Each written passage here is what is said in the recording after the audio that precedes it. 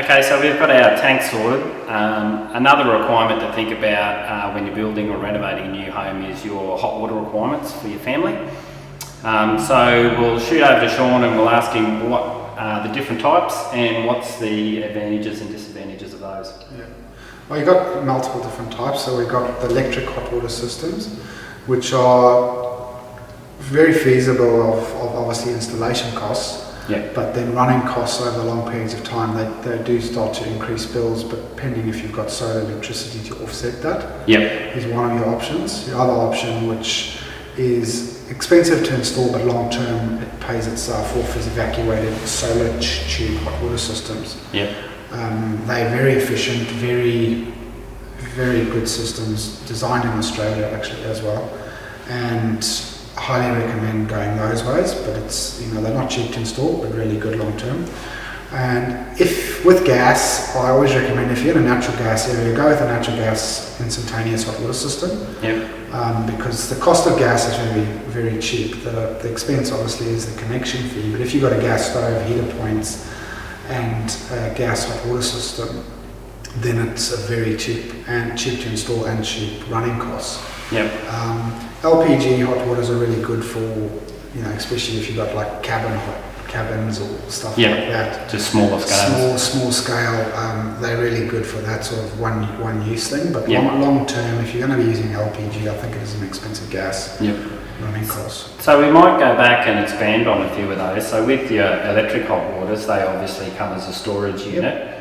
So sizing, we've got to look at that. So they come in multiple sizes, obviously. So the minimum size for like a 4-bedroom house, you're expecting to have about 4 to 5 people, is a 250 litre hot water. If you're going to have, say, 6 to 10 people, you'd want to go with 315 litre hot water. And it probably depends on how many girls are in the family as well. If you've got girls in the family, you probably need to upgrade to like a 400 litre water tank or something like that. So with the electric hot water system, Sean, obviously they don't run all day. How does that work with paying for the power and things like that? What you've got 2 different tariffs. Tariff 11, which does run all day, but the hot water's got a thermostat in it, so it'll only heat up when the temperature drops, it'll click back on. I always recommend to people, if they're going to go the electric, go the tariff 33, which is off peak.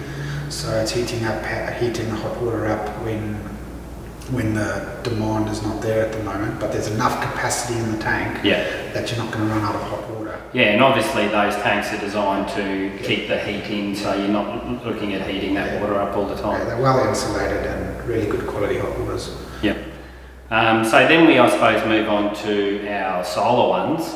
I don't know a lot about solar, honestly, so I suppose things to think about is making sure you have a roof facing the right way. Is that something you've got to think about? That's the biggest thing, is having the roof facing north as best as possible. You can go northwest. The right pitch is another thing, making sure we've got the correct pitch, because if it's too flat, then we're not getting the correct amount of rays onto it. And then also looking for a quality hot water system, solar hot water system that's going to last a long time, because you're putting a lot of investment into it. And it's out in the elements all the time too, so it wants to be of a decent quality that it's going to stay there. So how do they work? Do they have a storage capacity as well? So they got storage capacity, so same thing, we size the hot water depending on how many people are in the house.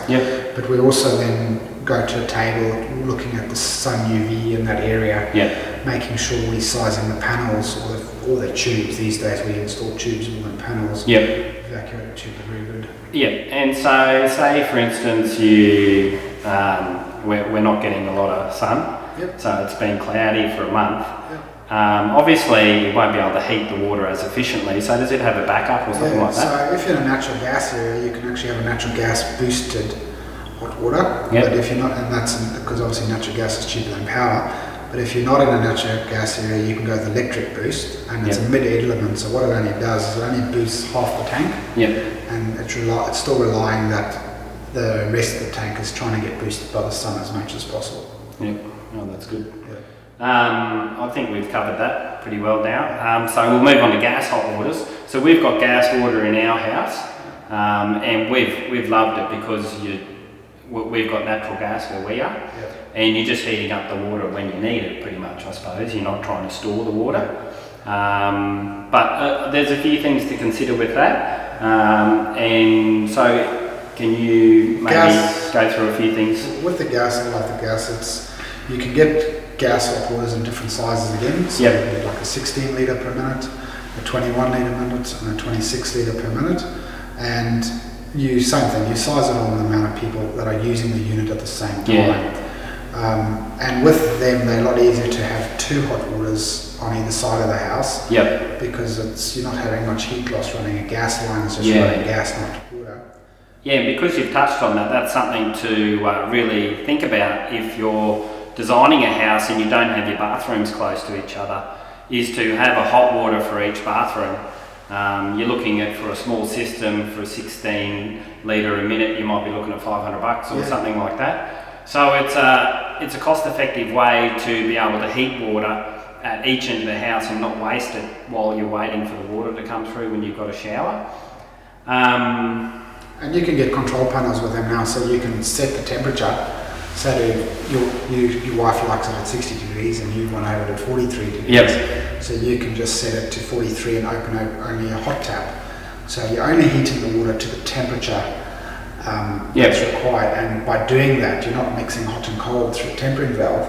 And you're saving about 25% on heating costs.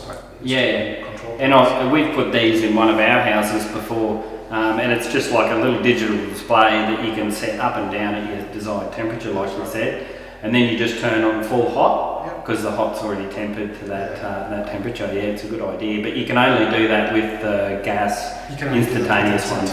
That's correct. And you can even get them now that you can set 210 litres to fill a bath. Hit go, open the tap, walk away, and it'll turn the water off to the bath. So if you're busy with the kids and you forget to turn the tap off, it'll just turn it off. Oh, that's good, isn't it?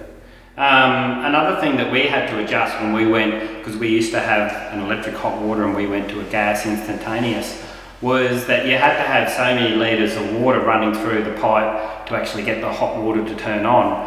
So coming from a hot water storage, you could just trickle the water on when you're shaving or something like that. But then when we went to the instantaneous, I couldn't do that. You had to have the tap on full because you have to have so many litres running through. Is that correct? That's correct. I think it's about 3.5 litres per minute that's got to be flowing through. So it's not a lot, but if you're in an area with bad water flow, you might need a couple of taps on. So are there any other options to limit water wastage with hot water? So there's talks of, or maybe I'll let you go through. Well, one of the biggest savings a lot of people don't know about is a product called EnviroValve. And what we can do is install that in the roof, and when you open a tap, it diverts all the cold water out of the cold water line back into your gutter, for instance, which can go back to your rainwater tank. No water will come out of the tap as soon as you open it, but and then all of a sudden, once the hot water gets to the valve, it'll open up and then it'll go to the... So it just means you turn your tap on, no water's coming out until it's hot. So, you could get into a routine where you get in the shower, turn the tap on, nothing's coming out, get undressed, all the rest of it.